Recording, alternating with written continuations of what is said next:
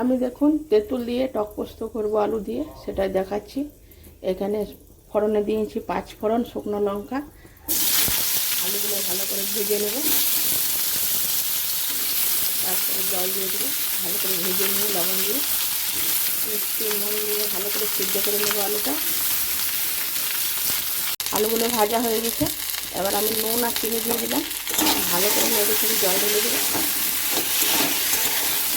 সেটা দেখে দেবো। দেখুন পোস্তটা আমি ভালো করে মিহি করে বেটে নিয়েছি শিলনোড়াতে। দেখুন তেঁতুলটা আমি ভালো করে ভিজিয়ে জালজিরাতে ছেঁকে নিয়েছি। এই জলটা, আলুটা সেদ্ধ হয়ে গেছে, একটু ম্যাশ করে নিয়েছি। এবার তেঁতুল জলটা দিয়ে দেবো, তারপরে ভালো করে ফুটিয়ে নেব। তেঁতুল পোস্ত একটু ঝোলঝোলি হয়। দেখুন তেঁতুলটা এরকম আমার গাঢ় হয়ে আসবে যখন আলুর সঙ্গে এরকম, তখনই পোস্তটা দিয়ে দেবো। পোস্ত দিয়ে নেড়ে চেড়ে নামিয়ে দেবো।